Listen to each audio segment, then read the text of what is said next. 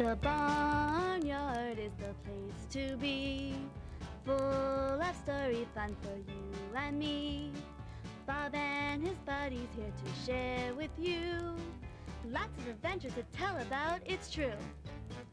Farmer Bob loves reading stories, yes sirree, and he loves reading stories to all who please. So join him and his buddies for so grand a time. Once you see us, you'll tune in all the time. Come see, meet me, much fun.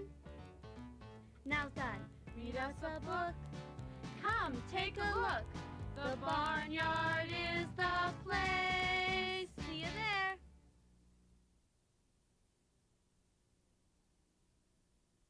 What should I do when I'm grazing on the side of the road and a stranger pulls up beside me and asks me for directions?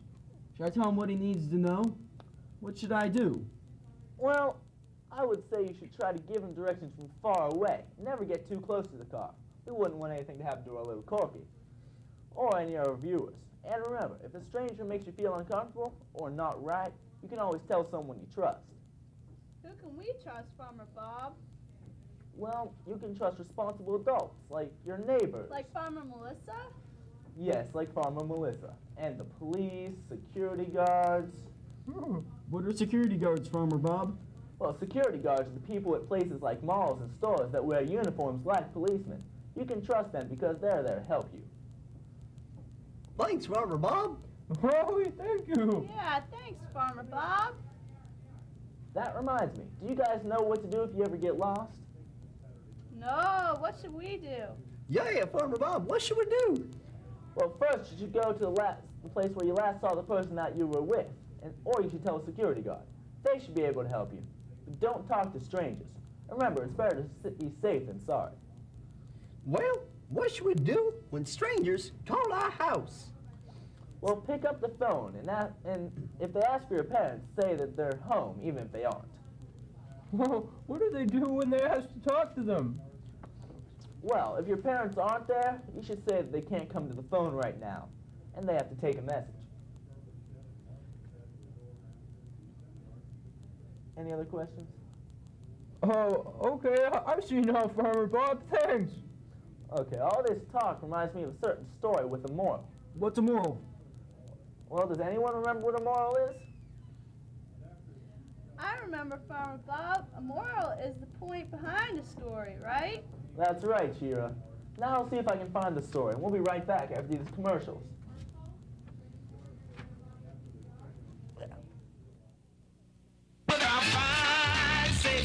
Do you know how to escape from your home if there's a fire? You gotta have a plan.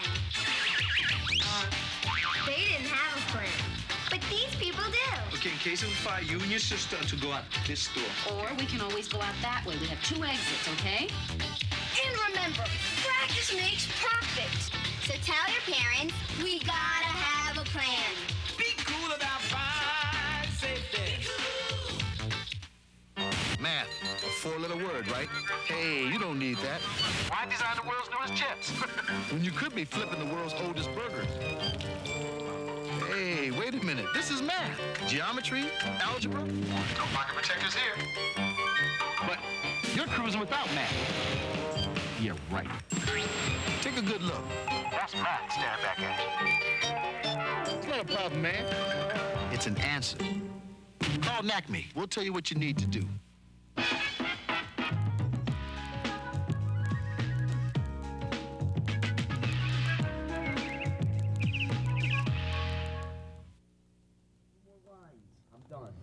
Oh, welcome back, boys and girls. Now, as I said before, it's time to read a story. Today's story is Little Red Riding Hood. All right. Once upon a time, there lived in a pretty cottage on the borders of a great forest a woodman and his wife who had one little daughter, a sweet child and a favorite with everyone. She was the joy of her mother's heart, and to please her, the good woman made her a little secret or scarlet cloak and hood, in which she looked so pretty that everyone called her Little Red Riding Hood. One day, her mother told her she meant to send her grandmother, a very old lady who lived in the heart of a neighboring woods, to take her some fresh butter and new laid eggs and a nice cake. Little Red Riding Hood was delighted at being sent on this errand, for she liked to do kind things. And it was such a very long time since she had seen her grandmother that she had almost forgotten what the old lady looked like. The sun was shining brightly, but it was not too warm under the shade of the old trees. The Little Red Riding Hood went on her way, singing and gathering great bunches of wild flowers to give to her grandmother. She sang so sweetly that a cushat dove flew above her from a tree and followed her. Now it happened that a wolf, a very cruel, greedy creature, also heard her as she passed, and longed to eat her for his breakfast. But he knew Hugh, the woodman, was at work very near with his great dog, and he was afraid they might hear Little Red Riding Hood cry out and frighten her, and they would kill him. So after following her a long way, she came up to her very gently and said, "Good day, Little Red Riding Hood. Where are you going?" "See my grandmother," said the child, "and take her a present from my mother of eggs and butter and cake." "Well, where does your grandmother live?" asked the wolf. "Quite in the middle of the wood," she replied. "Oh, I think I know the house. Goodbye, Little Red Riding Hood," and the wolf ran off as fast as he could go. Little Red Riding Hood was not in a hurry, and there were many things to amuse her in the wood. She ran after the white and yellow butterflies that danced before her, and sometimes she caught one, but she always let it go again, for she never liked to hurt any creature. Then there were the merry, cunning little squirrels to watch, cracking nuts on the branches of the old trees, and every now and then a rabbit would hurry away through the tall ferns, or a great bee come buzzing near her, and she would stop to watch it gathering honey from the flowers in wild thyme. So she went on very slowly. By and by she saw Hugh, the woodman. "Where are you going, Little Red Riding Hood?" he said, all alone. "I'm going to my grandmother's," said the child. "Goodbye, I must make haste now, for it is becoming late." While Little Red Riding Hood was playing in the wood, the great wolf galloped on as fast as he could to the old lady's house. She lived all by herself, and a neighbor's child came once or twice a day to tidy the house and get her food. Now grandmother was very feeble and was often obliged to keep her to her bed, and it happened that she was in bed that day Little Red Riding Hood went to see her. When the wolf reached the cottage door, he tapped. "Who is there?" asked the old lady. "Little Red Riding Hood, Granny," said the wolf, trying to speak like a child. "Come in, my dear," said the old lady, who was a little deaf. "Pull the string and the latch will come up." Ooh, this is getting scary, isn't it, Pogart? Yeah. The wolf did as she told him and went in, and you may think how frightened poor grandmother was when she saw him instead of Little Red Riding Hood. Now the wolf, who was quite hungry after his run, soon ate up the poor old lady. Indeed, she was not enough for his breakfast, and so he thought he would like to eat sweet Little Red Riding Hood also. Dear me. He's a mean wolf. Yeah. Therefore he dressed himself in Granny's nightcap and got into bed and waited for the child to knock at the door. By and by, Little Red Riding Hood reached her grandmother's house and tapped at the door. "Come in," said the wolf in a squeaking voice. "Pull the string and the latch will come up." Little Red Riding Hood thought her grandmother must have a cold, as she spoke so harshly. But she went in at once, and there lay her granny, as she thought, in bed. "If you please, Granny, Mother has sent me with some butter and eggs." But when Little Red Riding Hood saw the wolf, she felt frightened. She had nearly forgotten her grandmother, but she did not think she had been so ugly. "Grandmother," she said, "what a great nose you have." "All the better to smell you with, my dear," said the wolf. "And grandmother, what large ears you have." "All the better to hear you with, my dear." "Ah, grandmother, what large eyes you have."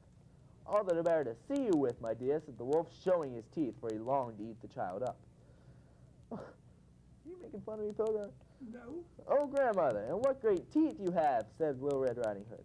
"All the better to eat you up with," growled the wolf. And jumping out of bed, he rushed at Little Red Riding Hood and would have eaten her up. But at that minute, the door flew open, and a great dog tore him down. The wolf and the dog were still fighting when Hugh, the woodman, came in and killed the wolf with his axe. Little Red Riding Hood threw her arms around the woodman Hugh's neck and kissed him, and thanked him again and again. "Oh, you good, kind Hugh," she said. "How did you know the wolf was here in time to save me?" "Well," said Hugh, "after you passed, I remembered that a wolf had been seen about the wood lately, and I thought I would come in after you and see if you were safe. When we came near your grandmother's house, Trim sniffed and ran to the door and whined, and then he pushed it open as if you would shut it close and rushed in. And I followed him, and between us we killed the wolf." Then Hugh took the child home, and her mother and father could not thank him enough for saving their Little Red Riding Hood, who was immediately collapsed in their delighted mother's arms. And that is the story of Little Red Riding Hood. Woo! That was a great story, Farmer Bob. Now, we all know what the moral of the story is, don't we? I think the moral is never talk to strangers. That's right, Homer. We should all be careful around strangers. But Farmer Bob, what about the nice people that we don't know, but we would want to talk to? Well, I reckon that is a good question. It's important not to accept gifts from strangers or do something that a stranger would tell you. But if someone you do not know says hello, then it's okay to say hello back. But if the stranger keeps talking to you, it would probably be a good idea to say goodbye and walk away, because you don't know if this person is safe or not. As Little Red Riding Hood found out, it's not a good idea to go where strangers tell you to go. I'm going to remember that, Farmer Bob. Me too. Say hi, but don't talk too long. Never go anywhere with a stranger. Right on, She-Ra. I think you animals are starting to get the right idea. But remember, not everyone is a big bad wolf. There are many people out there who are very nice and would never hurt anyone. But you should remember to be careful. Well, now I reckon I should go out and check my mailbox. Why don't you kids munch on your jelly sandwiches while I run out to the mailbox? We'll be right back.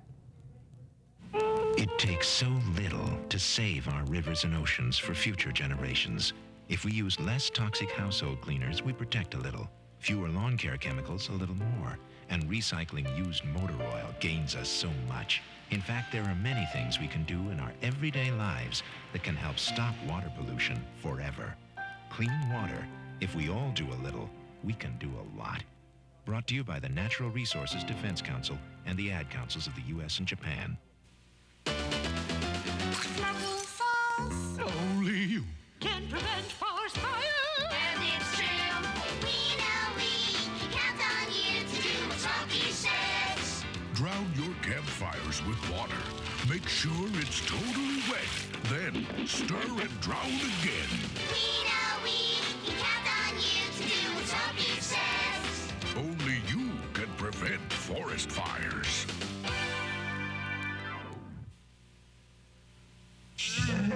One of the reasons lions roar is to warn threatening bachelor males from other prides to stay away from their young. Here, a lion cub gets a lesson in proper roaring from its father.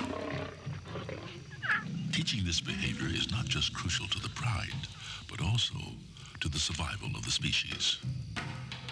Just a reminder how important it is for fathers to spend time with their children.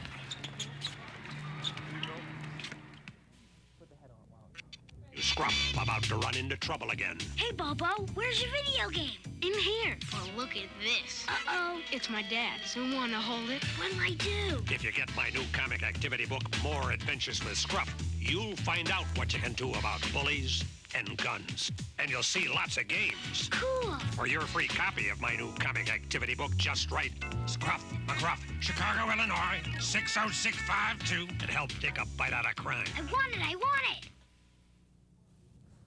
Well, welcome back. It looks as if I got a lot of mail today. So let's see what we got. This first letter is from a boy named Christopher. Chris is from the fine township of Township.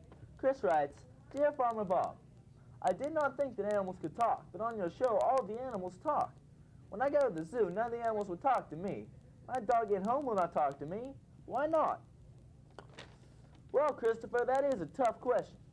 See, in real life, animals don't talk. But you have to remember, this is a TV show. And with TV shows, we have my little friends here. Right, Pogart? You can talk, right? Yes. Oh, that's right. Now, while you're watching my show, you just gotta have to, for a half hour, pretend that animals can talk. That brings all the fun to the show. And that answers your question. So, and I would worry about talking to animals at home or at the zoo. You might not want to do that. It makes you look a little weird. Okay, today's next letter, let's see what we got for here.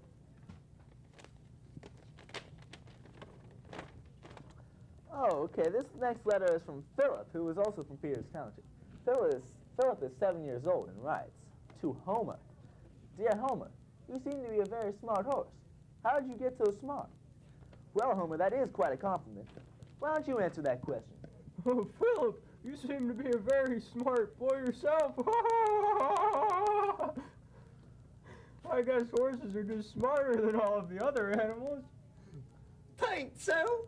Us pigs be fairly smart. No way, sheep are smarter. Now settle down, animals. Homer, that's not true. All you animals are equally smart. Yeah. Homer, just answer Philip's question. Oh, well. All right, Farmer Bob. Well, Philip, every day Farmer Bob teaches us a lesson about life. He also shows us how to do special jobs. And I guess all the other animals are smart, even if you think I am. Well, every day he reads us a book, too. Farmer Bob teaches us a lot, especially that we're all equal. I reckon I do, Homer. You know, it's an important thing to learn things.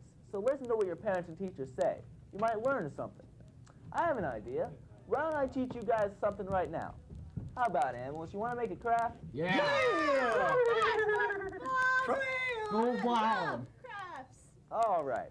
Well, today's craft is pretty simple. We just need one thing, a piece of paper, and your imagination. All right. First, we'll even use some Little Red Riding Hood. First, you fold the paper in half. There we go. Now you fold the corner up here to match the crease in the paper.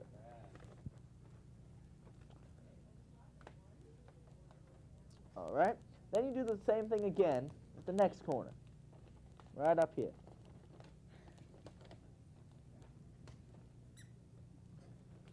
You trying to say something, Pogart? Nope, just them jelly sandwiches. Oh, those were pretty good, weren't they? Yeah. Okay. Those were the now best. you fold it back in half. Sorry, Corky, were you saying something? Those were the best sandwiches I've ever tasted in my life. Well, thank you, Corky. Now you fold the wings down right here. Getting back to our craft. Fold the wings down so they match the bottom, along with the other side. Those sandwiches were a great package. Well, thank you. All right. Now we have a nice paper airplane. See it? This thing even flies. There you go. Well, now guys, I heard someone muttering back there about something about writing a letter to Farmer Bob. That was me. That was you, Corky? Yeah. Okay. If you guys want to write a letter to Farmer Bob, here's what you do. You just write to the address we're about to put on the screen. All right, let's see.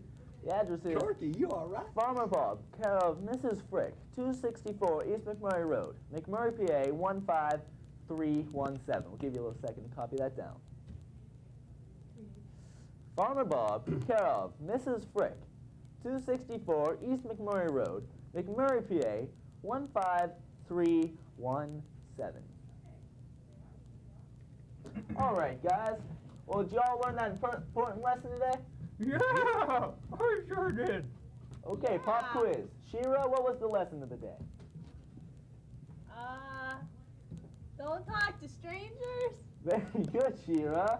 Good job. We also learned how to make paper airplanes, Bob. Yeah! That's right, I She-Ra. want to fly mine from the Don't barn. forget those fine jelly sandwiches. Oh, yeah. I don't think I'll ever forget those, Farmer Bob. Can you make a flying jelly sandwich? Yes, but it might get a little messy.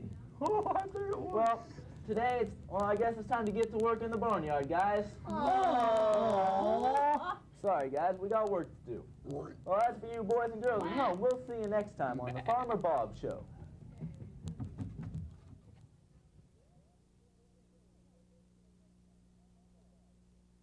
Okay, Pogart, you learned that important lesson. You're not going to talk to any strangers, are you? Nope. And if they call, I'm going to send my parents to there. But I'm not going to let them talk to them. Well, you should remember to say, I take a message, and they're not available right now. Yeah, Right? it's good to get messages. Gotta make sure your parents get messages. Those jelly sandwiches a bit too much. Yeah!